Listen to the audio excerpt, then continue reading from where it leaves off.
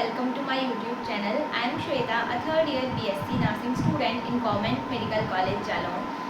आज की वीडियो में हम बात करने वाले हैं BSc नर्सिंग के बारे में और क्या मैं BSc नर्सिंग चूज़ करने के बाद रिग्रेट कर रही हूँ।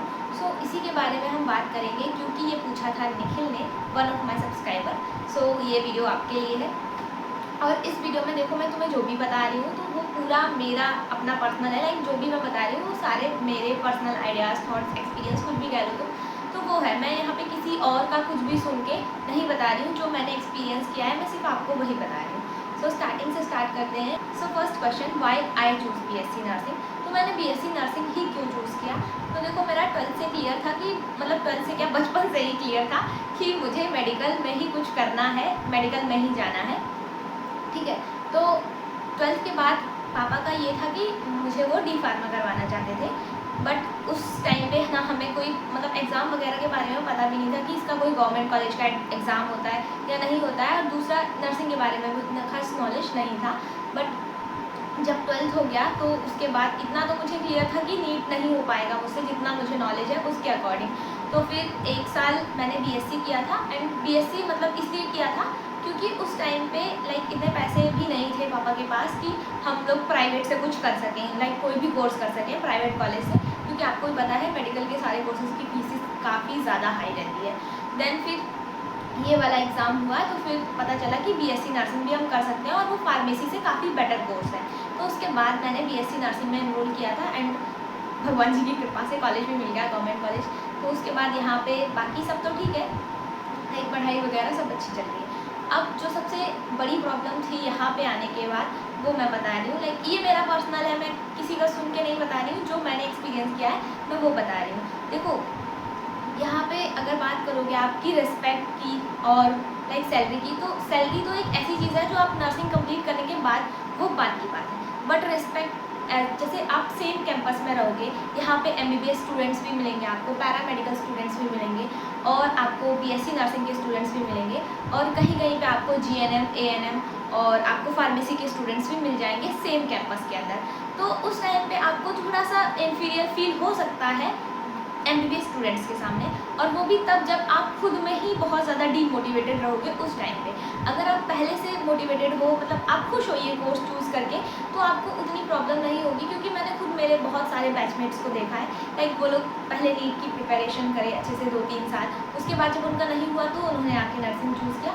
तो स्टूडेंट्स का क्या रहता है कि वो खुद से ही बाहर नहीं निकल पाते, उनका भी सपना था कि वो डॉक्टर बनेंगे, बट अब वो नर्सिंग में आ गए हैं, तो उन्हें खुद ही अंदर से लग रहा है कि वो क्या ही कर रहे हैं, उन्हें वो चीज़ नहीं मिली जो वो लाइफ में चाहते थे। तो इसलिए उनके अंदर ही एक रिग्रेट रहता है, ठीक है, जिस वजह से वो खुद ही, अब मान लो BSc नर्सिंग में है तो वो यहाँ पे भी अच्छा परफॉर्म कर सकते हैं, बट 1 साल तो उन्हें पूरा फर्स्ट ईयर लग जाता है उससे बाहर आने में। देन जब वो सेकेंड ईयर में आते हैं तो फिर चीज़ें ठीक हो जाती हैं।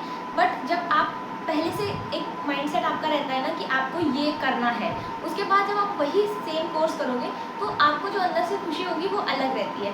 बट अगर कोई ऐसा पर्सन है जो MBBS करना चाह रहा है, उसके बाद वो नर्सिंग में आ रहा है, तो वो कहीं ना कहीं डीमोटिवेटेड रहता ही रहता है, और इस चीज़ से आप डेली लाइफ में भी उतना खुश नहीं रहोगे जब तक आपके पास जो चीज़ है उसको आप एक्सेप्ट ही नहीं कर पा रहे हो। तो एक तो ये चीज़ हो गई, और दूसरा ये, जैसे मेरे केस में क्या था कि मतलब मैं खुश थी, मैं जब से कॉलेज मिला था मैं बहुत खुश थी।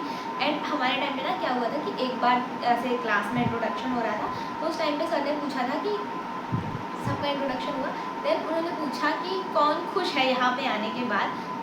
मैं वो सिंगल स्टूडेंट थी जो पूरे क्लास में अकेली सिंगल स्टूडेंट थी जो खुश थी। तो सर को बहुत अच्छा लगा कि चलो ठीक है, एक बच्चा तो है जो एटलीस्ट अपने मन से आया और खुश है। तो मुझे तो स्टार्टिंग से ही यहाँ पे काफ़ी अच्छा लग रहा था। और रिस्पेक्ट वाली बात जो मैंने आपको भी बताई थी कि जब सेम कैंपस में सारे स्टूडेंट रहते हैं तो वो चीज़ आपको लग सकती है सिर्फ MBBS स्टूडेंट्स को देखे कि वो लोग बहुत अच्छा कोर्स कर रहे हैं, हम उतना अच्छा कोर्स नहीं कर रहे हैं। बट अगर आप पहले से मोटिवेटेड हो तो आपको कहीं कोई प्रॉब्लम नहीं आएगी। दूसरी चीज़ कि एज अ स्टूडेंट क्या स्ट्रगल रहता है, आप बोल रहे थे कि आपने देखा है बहुत सारे स्टूडेंट्स ऐसा अभी इस टाइम पे वीडियो डाल रहे हैं, dark reality about BSc nursing, बहुत मेंटल प्रेशर है, सैलरी बिल्कुल भी नहीं मिलती है, कोई रिस्पेक्ट नहीं होती है। तो अब आप मुझे ये बताओ, फॉर एग्जांपल अगर मैं बीएससी नर्सिंग नहीं करती इस टाइम पे, तो मैं क्या करती? या तो मैं सिंपल बीएससी करती, या फिर कोई डी फार्मेसी जैसा कोर्स करके फिर वहाँ पे कोई कर देती।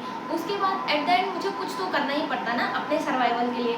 सिर्फ डी फार्मा से काम तो नहीं चलेगा, ना ही सिर्फ बीएससी से काम चलेगा। उसके बाद मुझे कोई जॉब की प्रिपरेशन करनी पड़ती, हो सकता है उसमें 1-2 साल लग जाते हैं, या फिर 3-4 साल भी लग जाते हैं। काफ़ी सारे कोर्सेज इंडिया के अंदर, लाइक काफ़ी सारी जॉब्स एसएससी के अंदर भी ऐसी जॉब्स आती हैं जिनको करने के लिए आप पहले ग्रेजुएट हो, ठीक है। उसके बाद काफ़ी जगह पे स्पेशलिटी भी मांगते हैं, जैसे स्पेशली अगर मैं बात करूँ, अगर आपको टीचिंग लाइन में जाना है एसएससी से अलग, तो उसके लिए आपको एक अलग से डिप्लोमा करना पड़ेगा। वैसे ही अगर आपको कंप्यूटर साइंस में जाना है तो उसके लिए आपको अलग से डिप्लोमा करना पड़ेगा। तो ये सारी चीज़ें रहती हैं कि आपको अगर किसी स्पेसिफिक फील्ड में जाना है तो उसके लिए आपको अलग से डिग्री डिप्लोमा कुछ तो करना ही पड़ेगा। आप सिर्फ किसी एक बीएससी के भरोसे नहीं रह सकते, ठीक है। और अगर मैं बीएससी नर्सिंग नहीं करती तो फिर हो सकता है मुझे भी इस सब के तरफ जाना पड़ता। और अगर आप बीएससी नर्सिंग कर रहे हो, जैसे मैं बीएससी नर्सिंग कर रही हूँ, तो अभी मेरे पास बहुत सारे ऑप्शन हैं। अभी तो खैर टाइम भी है, अगर मैं चाहूँ तो किसी भी एग्ज़ाम के लिए अभी से प्रिपेयर करना शुरू कर सकती हूँ। दूसरी चीज़, जब मेरा बीएससी नर्सिंग कंप्लीट हो जाएगा तो अगर लाइक मुझे क्लिनिकल में इंटरेस्ट है तो मैं अपने क्लिनिकल फील्ड में जा सकती हूँ। मैं नर्सिंग ऑफिसर के जो भी फॉर्म्स निकलते हैं उनको फिल कर सकती हूँ। अगर मुझे टीचिंग में इंटरेस्ट रहेगा तो मैं नर्सिंग ट्यूटर बन सकती हूँ। उसके लिए मुझे कोई अलग से डिग्री या डिप्लोमा की ज़रूरत नहीं पड़ेगी, बस एग्ज़ाम निकालना पड़ेगा। वैसे ही अगर मुझे रूरल एरिया के अंदर काम करना है तो मैं सीएचओ का एग्ज़ाम दूंगी। और काफ़ी बार मतलब यूपी के अंदर तो ऐसा है कि आप सीएचओ डायरेक्टली बन सकते हैं कॉन्ट्रैक्ट बेस पे।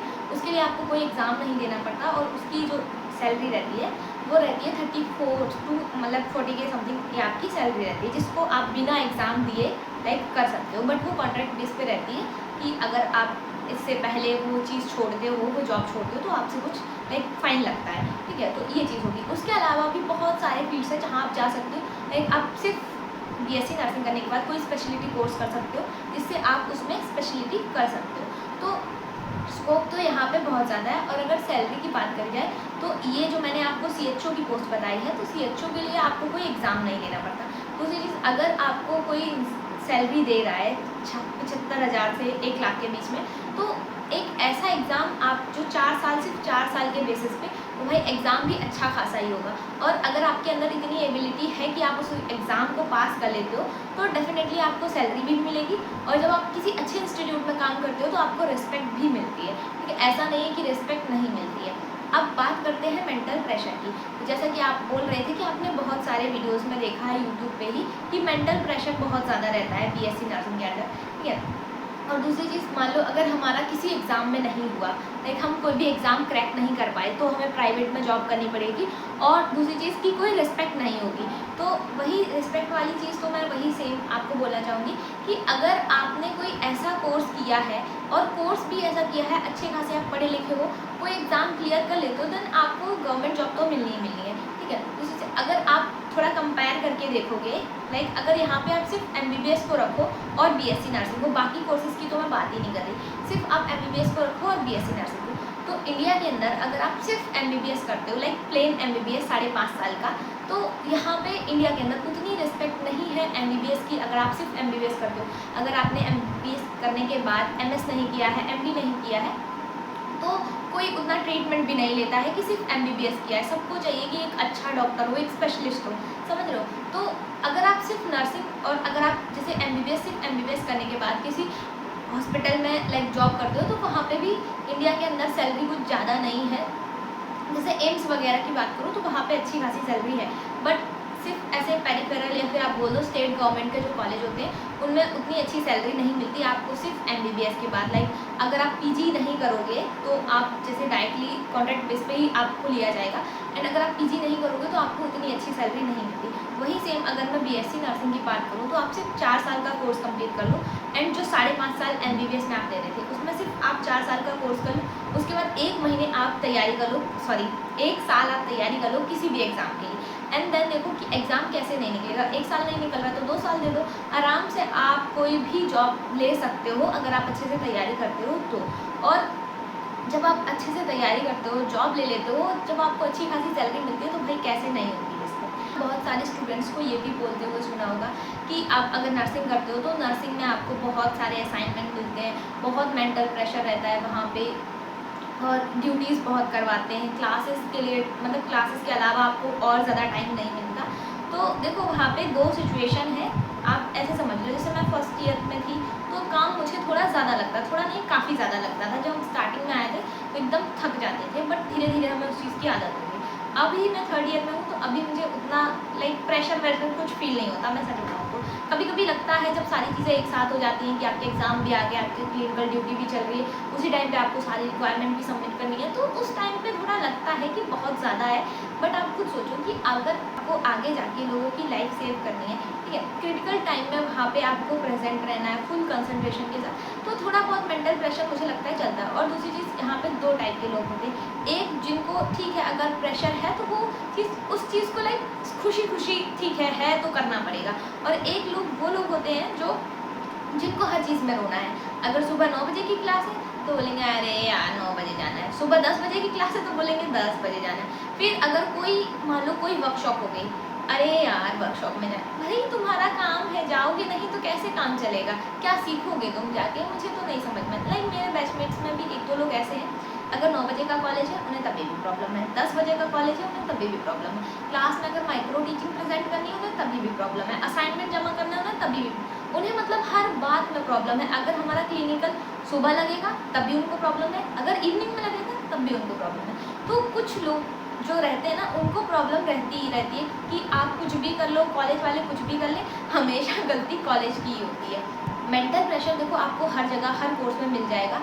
आप अगर एक ऐसे स्टूडेंट के पास जाते हो जो MBBS कर रहा है तो वो बोलेगा कि वो सबसे ज़्यादा टफेस्ट कोर्स कर रहा है। अगर आप किसी BBA स्टूडेंट के पास चले जाओगे वो बोलेगा, ऐसा स्टूडेंट नहीं जो महीने में इसको कॉलेज नहीं जाता, ऐसा स्टूडेंट जो डेली जा रहा है कॉलेज, सारी चीज़ें अटेंड कर रहा है, उससे अगर आप पूछोगे तो उसको लगेगा कि वो सबसे टफेस्ट काम कर रहा है। अगर आप एक टीचर के पास चले जाओगे तो उनको लगेगा कि वो सबसे टफेस्ट काम कर रहे हैं। ऐसा नहीं कह रहे कि वो लोग नहीं कर रहे हैं, बट अपना काम सबको लगता ही है कि बहुत ज़्यादा टफ है या फिर हम बहुत ज़्यादा कठिन काम कर रहे हैं, तो वो चीज़ रहती है। एंड जो लोग रेगुलरली कंसिस्टेंटली सारी चीज़ें मैनेज कर रहे हैं सिर्फ वो लोग, ऐसे लोग नहीं जो महीने में कॉलेज ही नहीं जा रहे हैं, सिर्फ एग्ज़ाम देने जा रहे हो, तो उनकी बात मैं नहीं कर रही हूँ, ठीक है। और अगर आप किसी GNM स्टूडेंट के पास चले जाओगे तो वो बोलेगा कि मेरा काम सबसे टफेस्ट है। तो जो इंसान जो भी काम कर रहा है तो उसको वो लगता ही है, बट आपके ऊपर डिपेंड करता है कि आप उसको कैसे ले रहे हो, पॉजिटिवली ले रहे हो, निगेटिवली ले रहे हो, या फिर आपको कोई फ़र्क ही नहीं पड़ रहा उस चीज़ से। और देखो स्टूडेंट फेज़ में आपके पास ऐसे बहुत सारे टाइम आएंगे जब आपको लगेगा कि आप बिल्कुल अकेले हो, या फिर आपको लगेगा कि आप पढ़ाई में बहुत पीछे छूट रहे हो, या फिर आपको लगेगा कि आप घर वालों से बात नहीं कर पा रहे हो, सब कुछ पीछे छूट गया। तो ऐसा बहुत टाइम आता है आपकी कॉलेज लाइफ में, आपकी स्टूडेंट लाइफ में, ये सारे टाइम आएंगे, बट वो सब आपको मैनेज करने की, आप कैसे सारी चीज़ें मैनेज कर रहे हो, कैसे डील कर रहे हो हर प्रॉब्लम से। तो ऐसा नहीं है कि बहुत भारी प्रॉब्लम है, बहुत बड़ी समस्या है, इसको आप सॉल्व नहीं कर सकते। एंड देखो अगर सिर्फ इसलिए BSc नर्सिंग में आप नहीं आना चाहते हो कि मेंटल प्रेशर है, तो वो हर जगह है, आप कोई भी कोर्स करके देख लो आपको हर जगह मिलेगा। दूसरी चीज़, अगर आप कोई ऐसा BSc जैसा कोर्स कर रहे हो, उसके बाद अगर आप किसी जॉब के लिए जाओगे ना तो वहाँ पे भी आपको लग के 6-7 महीने, ये भी मैं बहुत कम बोल रही हूँ, कम से कम 1 साल देना पड़ेगा किसी अच्छी नौकरी को लेने के लिए। तो मेंटल प्रेशर हर जगह है, ऐसा नहीं है कि मेंटल प्रेशर नहीं है, बट आप कैसे चीज़ें मैनेज कर रहे हो वो आपके ऊपर डिपेंड करता है। बाकी सैलरी तो आपको मैंने बता ही दिया, और अगर आपको सैलरी के लिए अभी भी डाउट है तो आप लोग BSc नर्सिंग के बाद स्कोप वाली वीडियो देख सकते हो आप, उसमें आपको मैंने इंडिया के अंदर जितने भी एग्ज़ाम्स होते हैं उनमें से मैक्सिमम एग्ज़ाम्स को कवर करा हुआ है एंड सैलरी के साथ, तो आप वो वीडियो देख सकते हो। दूसरी चीज़, रिस्पेक्ट की बात, तो देखो प्रीवियसली लोगों ने कैसा किया उसका ही इम्पैक्ट जो आज की सोसाइटी पर पड़ रहा है। अब हम जैसे हमारे एज के जो स्टूडेंट हैं, हमारे साथ के जो बैचेस हैं, हम लोग जो करेंगे वो आगे देखेगा। तो अगर हम लोग खुद में इम्प्रूव करेंगे तो वो चीज़ें आगे दिखेंगी। सिर्फ इंस्टाग्राम पे रील्स स्क्रॉल करने से या फिर सिर्फ इंस्टाग्राम पे रील डालने से ये कोर्स ने हमें बर्बाद कर दिया, मजाक के लिए सब डालते हैं, बट वैसा एक्चुअल में नहीं है। अगर आप पूछोगे जाके उनसे तो क्योंकि उन्हें कोई ऑप्शन नहीं मिला वो इसलिए BSc नर्सिंग कर रहे हैं। अगर वो यही कोर्स अपनी मर्जी से करते तो वो भी उसमें अपना 100% देते, बट ऐसा वो नहीं कर रहे हैं। मैं बहुत सारे स्टूडेंट की बात कर रही हूँ, मैं सिर्फ अपनी बात नहीं कर रही हूँ। मैं खुश हूँ इसका मतलब ये नहीं कि पूरी दुनिया खुश है ये कोर्स करके। तो यही है कि मेरा पर्सनल एक्सपीरियंस जो था वो मैंने आपको बता दिया। अब ये आपके ऊपर डिपेंड कर रहा है कि आप इस कोर्स को अपने मन से चूज़ कर रहे हो, घर वालों के प्रेशर में आके चूज़ कर रहे हो, या फिर इसलिए चूज़ कर रहे हो कि आपको कोई कोर्स नहीं मिला। बाकी जैसे भी चूज़ कर रहे हो, एक ये मेरी तरफ से रिक्वेस्ट ही तुम मान लो कि अगर चूज़ कर रहे हो तो फिर उसको अपना 100% दे के देखो, तुम्हें मज़ा आएगा। अगर हॉस्टल में शिफ्ट हो रहे हो तो हॉस्टल लाइफ भी एक अलग ही लाइफ होती है। जो चीज़ें तुम घर पे कभी एक्सपीरियंस नहीं कर सकते वो तुम यहाँ पे आके एक्सपीरियंस कर सकते हो। इतने वैरायटी ऑफ लोग मिलेंगे तुम्हें, जब तुम्हें समझ में आएगा कि एक्चुअल में दुनिया होती क्या है। जैसे कभी टाइम मिलेगा तो बहुत सारे इंसिडेंट्स हैं मेरे पास बताने के लिए, बताऊँगी फिर कभी। बाकी आज की वीडियो के लिए इतना ही है। आई होप जो मैंने अभी तक समझाया है आपको समझ में आ गया होगा। अभी भी कोई डाउट रह रहा है, कोई भी क्वेरी रह रही है तो आप बता सकते हो। बाकी ये वीडियो था स्पेशली निखिल के लिए, तो आप बता सकते हो कि अभी भी आपको कोई डाउट है। सो मैं हूँ यहाँ पे, आप लोग पूछ सकते हो। बाकी पढ़ाई करते रहो, मिलते हैं नेक्स्ट वीडियो में। Bye bye.